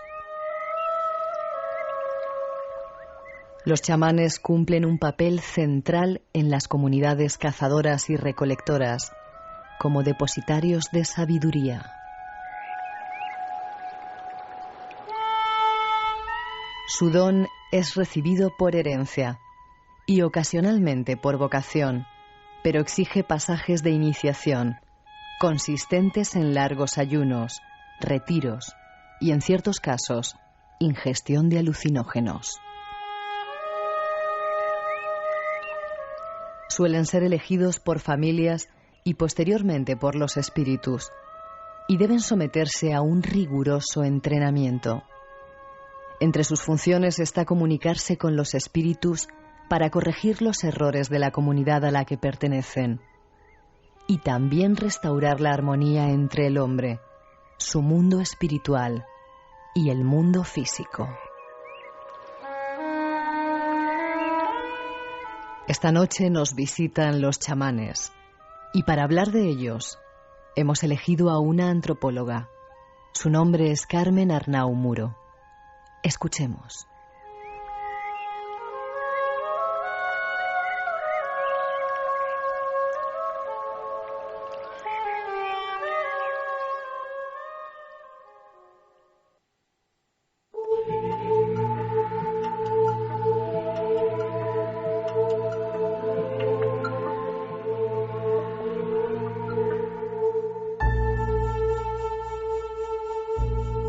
Por fin hemos encontrado a una persona que sabe de uno de los temas que más nos interesan en el Espacio en Blanco, que es el chamanismo. Estuvo con nosotros anunciándonos una de las actividades que iba a realizar y vamos a hablar con ella esta noche. Carmen Arnau Muro. Buenas noches, Carmen. Hola, buenas noches. ¿Cómo estás?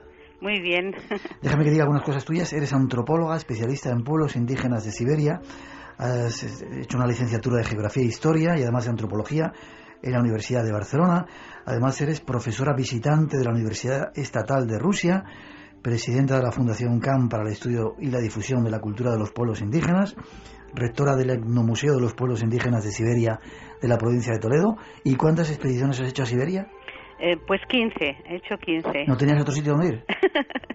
Bueno, también he ido a otros países antes, pero es que desde que fui la primera vez en el año 97 ya me quedé prendada y piensa que yo solo quería ir a hacer una expedición para coger material de campo para un doctorado. Sí. Y bueno, me encantó, me ilusionó, descubrí un mundo desconocido totalmente. Y en esas estoy, y ahí continúo, porque esto no es del pasado, sino que continúo. ¿Te vas también en el año 2009 otra vez? Sí, me quiero ir ahora en febrero. Sí. ¿Cuánto tiempo estás cada vez que vas? ¿Mucho tiempo? Aproximadamente unas 6 semanas o 2 meses. Increíble. Porque claro, más es un poco difícil y además, bueno, tengo otras obligaciones también por aquí. Ya. ¿Y por qué Siberia? La idea que tenemos de Siberia es un poco lo que nos han enseñado. Ahí llevaban a todos los malos de la ex Unión Soviética. Sí, está un poco estigmatizada, pero sí. No, nada. Para mí ha sido como un amor desde niña, ¿sabes? Primero a través de un cuento que me regalaron que se llamaba Cuentos Siberianos, en los que había unas imágenes de la nieve, de osos, de unos cazadores y renos. Esto ya me dejó una huellita ahí marcada, ¿no? Pero luego también he sido una lectora muy ávida, me gustan mucho los autores rusos y siempre los clásicos rusos hablan con una cierta nostalgia, una cosa, no sé, un tono especial de Siberia, ¿no? Y bueno, siempre me ha fascinado, no sé, creo que cada persona tiene como un rinconcito del mundo que prefiere, ¿no? ¿Y tú prefieres Siberia? Sí, yo lo adoro. Descríbenos una postal para los oyentes que no hayamos tenido la suerte de haber estado en Siberia. Yo he viajado por muchos sitios, pero la verdad que Siberia no, esa taiga siberiana que debe ser algo tremendo, mucho frío, pocos árboles. La taiga es un bosque gigante, ¿no?, de miles de kilómetros que va hasta, bueno, desde los Urales, bueno, antes, ya desde Moscú casi, ¿no?, hasta la costa son 7, 8, 9 mil kilómetros por más de 2.000 de ancho, o sea, es una franja enorme de bosque, ¿no? Y dentro es un sitio muy lleno de vida, hay muchos animales, hay muchas plantas diversas, hay muchos frutos, setas, o sea, tú puedes, si te pierdes en la taiga, pues podrías sobrevivir porque hay alimento para el hombre, o sea, puedes vivir. No es un sitio muy contaminado, A ver si me explico. Es muy grande y evidentemente no será todo, ¿no? Pero no hay lugares muy contaminados porque ahí los rusos dejaron, los soviéticos, toda su industria pesada y era un poco como el patio trasero. Sí, hay de todo. A ver, es verdad que la industria, las minas y algunas cosas, pues no se cuidó, se hizo con una mejor tecnología del momento, pero luego ya sabemos lo que pasó, que todo degeneró y, en fin, y a veces se ven fábricas todas oxidadas, medio abandonadas, que contaminan mucho las minas, por ejemplo, en la zona del Kuzbás, en la región de Kemerovo, por ahí.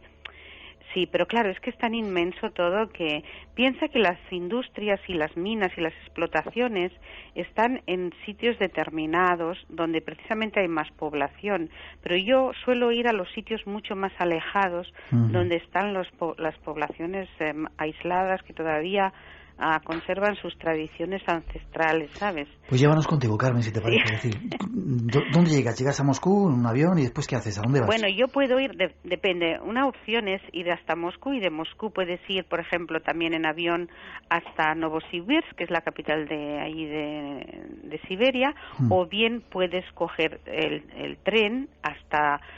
desde Moscú puedes coger el tren hasta cualquier ciudad grande de Siberia, puede ser hasta, no sé, puedes ir a Bakán, puedes ir a Novosibirsk, puedes ir a Irkutsk, o puedes hacer el transiberiano entero, no sé, depende a qué zona vayas, porque piensa que Siberia es inmensa, son 10 millones de kilómetros cuadrados, o sea, más de 20 veces nuestro país, Y entonces, claro, son muchos lugares, muchos sitios. ¿Tu zona preferida para que nos lleves esta noche?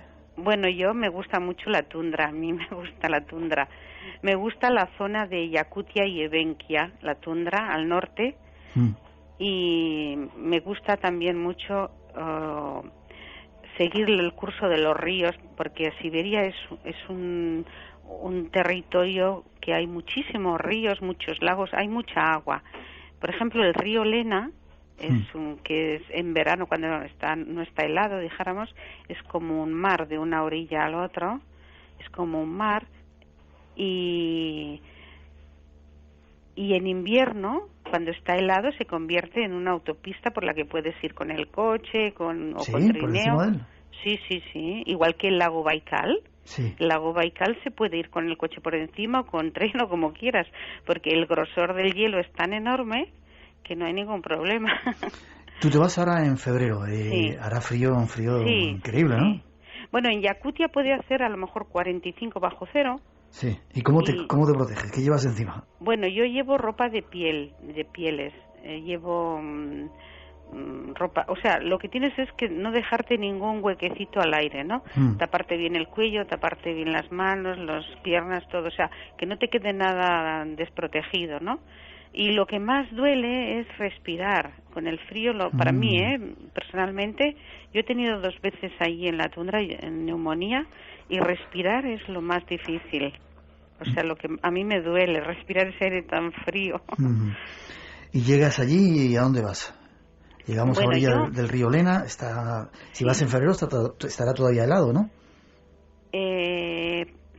Sí, está helado, aunque últimamente ha cambiado un poco la cuestión del clima, que es verdad que también haya influido, pero sí está helado. Lo que hay que tener, cuando empiezan los deshielos hay que tener cuidado porque a veces es engañoso, la fragilidad, hay mucha gente que se cae, por ejemplo en el lago Baikal a veces los jóvenes hacen carreras, cosas, y según en qué épocas hay que tener cuidado porque se puede, ya en la primavera se puede romper el hielo y claro, ahí no tienes escapatoria, ¿no? Y hay muchos pueblos todavía que sigan sus rituales, sus ritos autóctonos. Sí, a ver, la ideología, dijéramos, si te refieres al chamanismo en concreto, está bastante viva, sobre todo en las zonas rurales. Y los ritos se siguen practicando. Hay gente que no cree o que no lo hace o que se ha quedado con la ideología que se les enseñó en la época anterior, ¿no? La época soviética, que era, bueno, como sabéis, atea y materialista, y en lo que las cosas de religiones y creencias y todo esto no entraban, ¿no? Entonces, pues hay gente que piensa así, hay gente también que es cristiana ortodoxa, y otras religiones, porque en Siberia hay mucho, es un mosaico de pueblos. Hay judíos, hay de rusos de la religión antigua, de que llaman ellos Stariviera, hay, en fin, hay de muchos, es un mosaico de pueblos. Y hay muchos pueblos que viven de forma diferente, siendo tan grande, sí. ¿no? Ahora, yo concretamente, claro, me concentro en los pueblos indígenas, digamos, los pueblos autóctonos que estaban antes de la llegada de los rusos. O sea, los cosacos llegaron hacia el año 600 por la zona esta. Entonces, yo me concentro en el estudio de las poblaciones que mantienen las creencias antes de la llegada de los rusos, ¿no? Que el pueblo ruso tiene una cultura fascinante, muy interesante, que también me interesa. Pero claro, yo me he especializado como antropóloga en los pueblos nativos que son de raza mongoloide, o sea, son ojos rasgados, estatura baja media, un poco oscuros de piel y pelo lacio y negro, ¿no? La tipología esta. Y bueno, hay que buscarlos, hay que irse a sitios alejados para encontrar todavía gente que haga nomadismo y que viva pues de esa manera, ¿verdad? Eso, tradicionalmente. Hacemos una mínima pausa y ahora vamos a su búsqueda. Vale.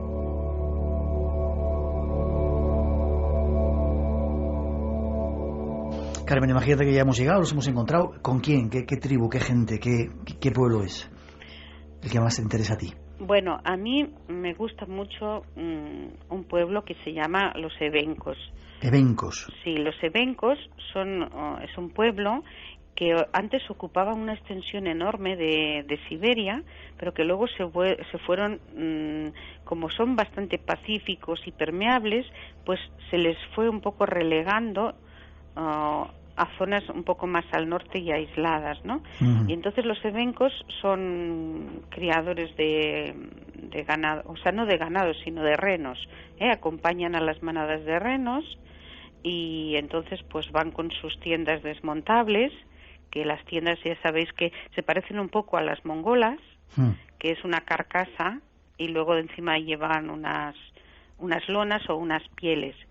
También tienen unas tiendas tipo cónicas como las que conocemos de los indios americanos, que se recubren con pieles, ¿no? Entonces este pueblo, los evencos, son para mí lo más, no sé, las palabras a veces no descifran bien lo que quiere uno decir, pero lo más puro, lo más íntegro y que viven muy en consonancia con la naturaleza, en su tundra, con sus hielos, con sus rituales, son muy hospitalarios, muy respetuosos, gente muy inteligente, observadora, con gran memoria, tienen muy desarrollado, claro, la vista, el sentido de la armonía, la sensibilidad para el tratar a los seres vivos, a las personas. Claro, tú como una visitante, para ellos eres un tesoro, porque como no tienen muchas novedades, y entonces ellos... ¿Te reciben bien entonces? Sí, a mí sí.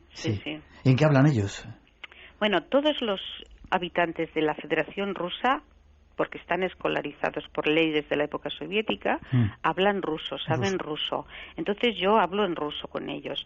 Lo que pasa que luego además, pues he aprendido un poquito de algunos idiomas, porque hay 30 idiomas diferentes. Y claro, los 30 no lo puedo aprender, pero sí que puedo aprender a decirles algo amable para que vean que tengo un poco, bueno, que pongo algo de mi parte, ¿no? ¿Y habla ruso entonces? Sí, claro, es que sin hablar ruso no podría hacer nada.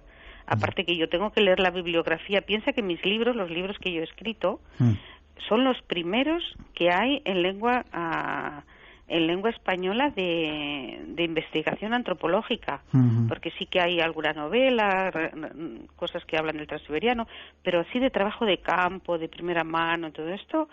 Yo he hecho libros, he publicado libros sobre los chorses, sobre el chamanismo en Soria, y no existía. Entonces toda la bibliografía la he tenido que leer en ruso, porque sí.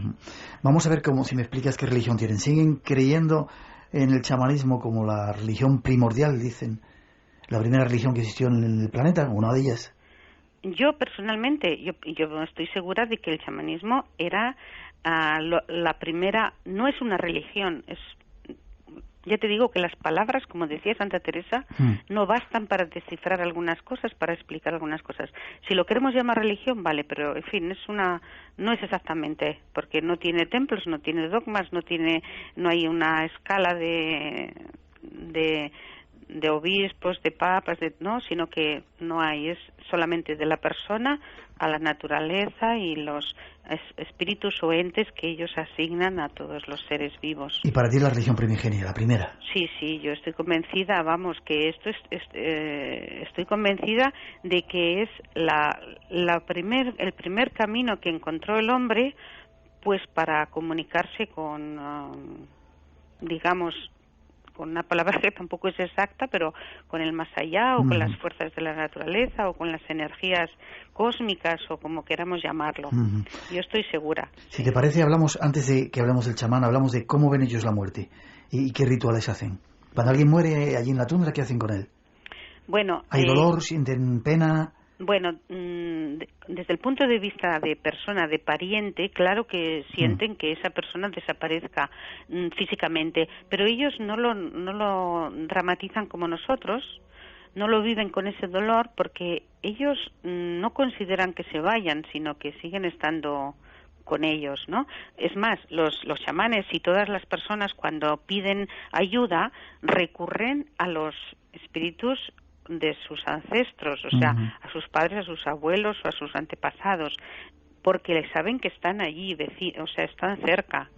Entonces ¿Y los entierran o los queman o qué hacen con...? No, ellos los entierran desde que llegaron el cristianismo ortodoxo. O sea, ellos antes los dejaban, los ponían o en cajas o en troncos y los colgaban y los dejaban que se secaran. Y después, cuando se secaban se quedaba solo lo que es el hueso, pues lo enterraban cerca o lo guardaban. Pero hacia el año 1800-850 llegaron los misioneros ortodoxos y aunque no cristianizaron a fondo, porque claro, una región tan vasta es imposible, pero aunque no lo cristianizaron a fondo, sí que caló ciertas cosas de la ideología cristiana, y una de ellas son las formas. Y una de estas formas es la forma de enterrar. Se entierra como hacemos nosotros. Mira, en la web mía hay unas imágenes de un enterramiento. Os digo por si os interesa. Hay una serie de, no sé si son 12 fotos, y se ven los pasos diferentes del enterramiento. Repítanos la web. Sí, esto está en la web, las www.carmenarnaumuro.com. Y ahora no me acuerdo en qué página de la web está, pero bueno, se llama enterramiento, lo podéis buscar. Que lo busquen por ahí. Una mínima pausa y seguimos en búsqueda de ese chamán.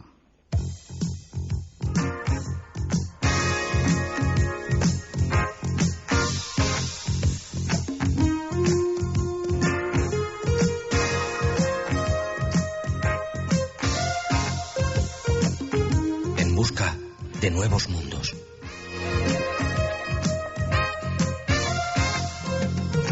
Espacio en blanco.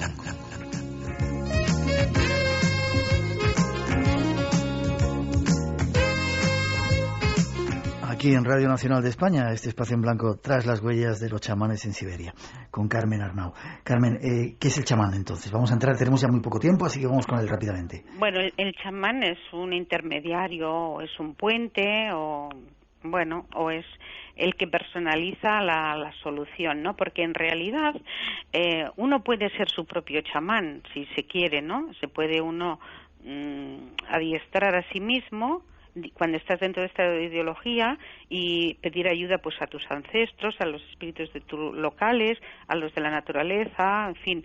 Y entonces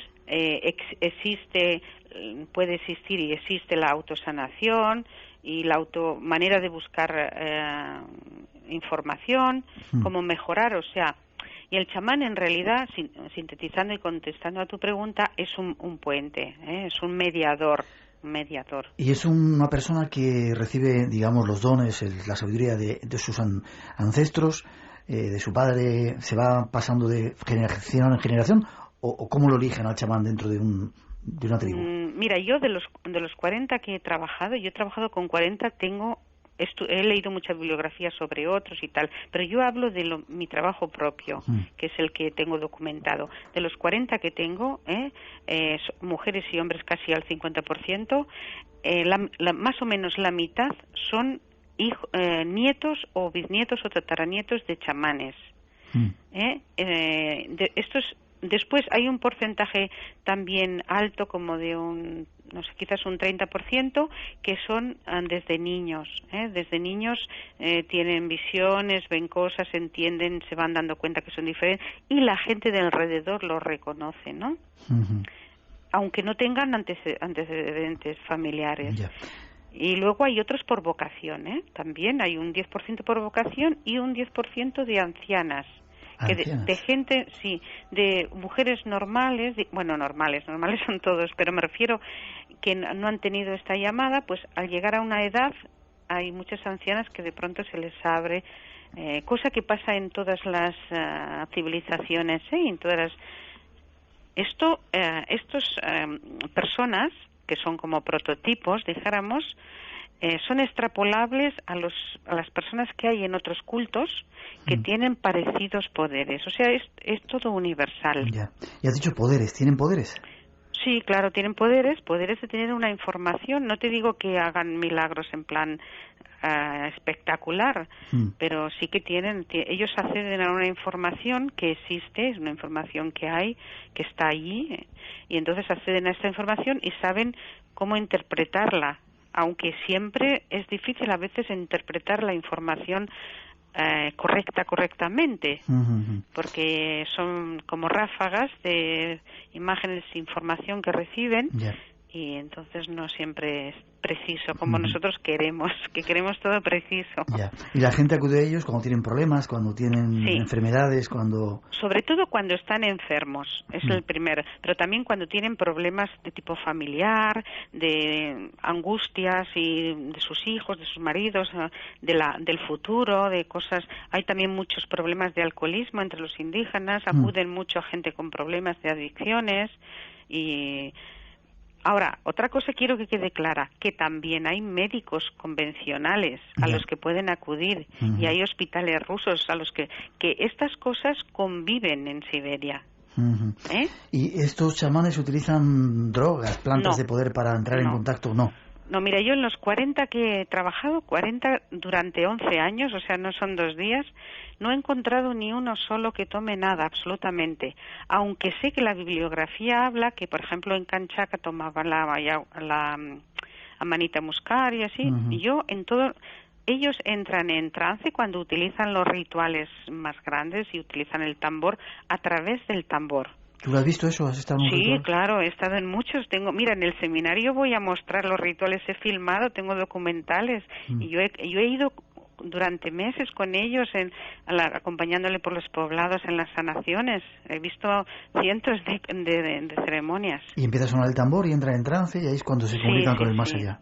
Sí, pero en realidad tengo otros, y los mismos que hacen estas ceremonias, dijéramos rituales, pueden hacerlo sin el tambor. O sea, ellos tienen ya una capacidad de hacerlo. Hay gente que tiene más poder, menos, que son más diestros y menos, y no en realidad no lo necesitan ni siquiera, ¿sabes? Ya pueden acceder a ellos, a esta variación o alteración o modificación de su conciencia. Desgraciadamente, Carmen, estamos a punto de terminar. Es que me enrollo mucho, ya lo sé, pero... No, es súper interesante lo que cuentas. Hay tantas cosas que decir. Claro. Yo te emplazo a seguir viniendo al programa, si te parece, y seguimos hablando Muy bien. del asunto. Quizá la última pregunta. Ellos creen en los espíritus, en el espíritu de los animales, del oso, del reino, ¿no? Sí, claro. Ellos asignan a los seres vivos aparte de lo físico, que tienen un ente espiritual, o que ya te digo que la palabra no es exacta, también a las plantas y a los lugares, a las montañas, al agua. Y entonces ellos se interaccionan. Cuando van paseando o miran, no miran como nosotros solo lo estético, sino que ven a esos entes. Y entonces... ven o adivinan o sienten, Ya. ¿Y tú crees en los espíritus? Yo creo en lo que ellos explican, sí, creo en eso. Yo no creo en lo que nosotros, o sea, ya te digo que la palabra tendríamos que buscar algo. Voy a ver si pienso cómo llamar a las cosas de otra manera, ¿sabes? Que sea más claro para todos. Yo sí que creo, a través de mi trabajo de campo de muchos años... Es lo que me interesa, sí. Creo en esto, sí, es verdad. Lo que no creo es lo que a veces se comercializa y se vende y se distorsiona. Pero sí crees que hay otro mundo inmaterial detrás de este. Sí. Y hay cosas que, claro, no puedo decir por la radio, pero... ¿Cómo? ¿Por qué? Pues no, porque hay cosas que son un poco personales. Y ¿Te han pasado cosas?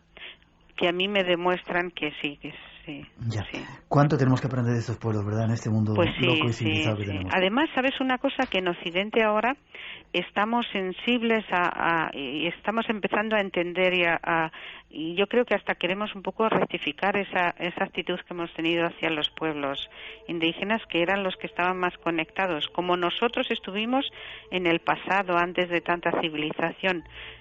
Claro que no podemos dar marcha atrás, ¿no? Tenemos la civilización y nos brinda muchas cosas buenas, pero también tenemos que retomar un poco lo otro, yo creo.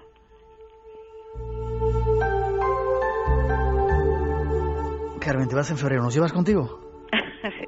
Me encantaría hacer una expedición así. Escucha, que me gusta que lo hagas así en serio, porque claro, es que estoy un poco dolida de a veces cómo tratan el tema, ¿sabes? Estás en directo todavía, ¿eh? Sí. Aquí tratamos las cosas así, Carmen. Sí. Muchas gracias, espero verte pronto, que nos sigas enseñando. Das Vidania. Y nos vemos prontito, ¿vale? Espasiva, para acá. Espasiva, también para ti. Muchas gracias. Adiós. Hasta luego, un beso.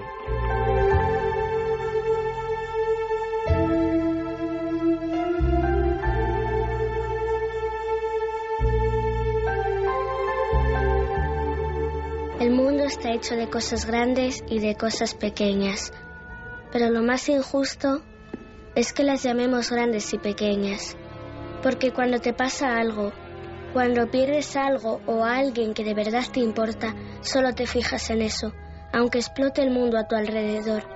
No te importa nada.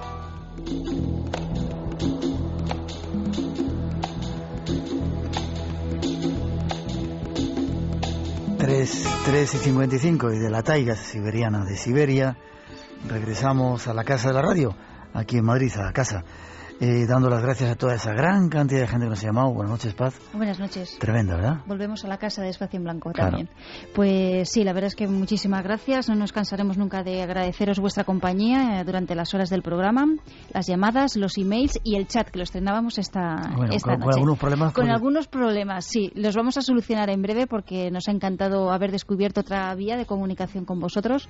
Y quizá porque hay mucha gente y sí, comentaban eso, ¿no? Que quizás el servidor no tenía capacidad para tantísima gente. Bueno, pues lo vamos a solucionar, de verdad. Intentaremos tener otro más grande. Se accede a través de nuestra página web www.espacioenblanco.es y atentos porque va a haber cada día estamos en obras con él, incorporando cosas nuevas, así que habrá sorpresas, visitarla de vez en cuando.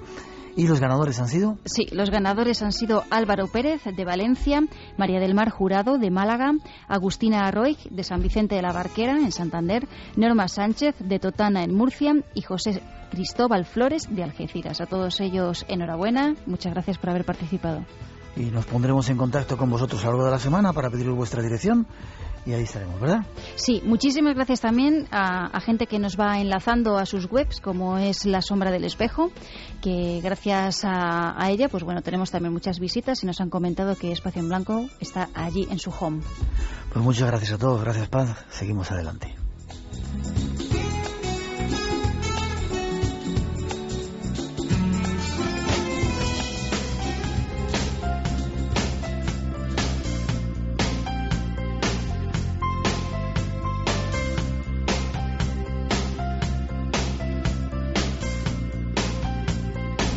Y por hoy terminamos. Las gracias a todos por la escucha, por la compañía, por hacernos sentir que están ahí. Volvemos en 6 días, como siempre será aquí en Radio Nacional de España, en su Espacio en Blanco, en 2 ediciones. La semana que viene hablaremos seguramente de sexo y traemos a un chamán de esos auténticos que nos va a enseñar cómo utilizar las plantas de poder. Disfruten de este puente y cuidado con las carreteras, abríguense y no olviden que tenemos una cita aquí en Radio Nacional de España. Y ahora hasta las 4 o las 3 en las Islas Canarias, un poco de nuestra mejor música. Cuídense, nos vemos.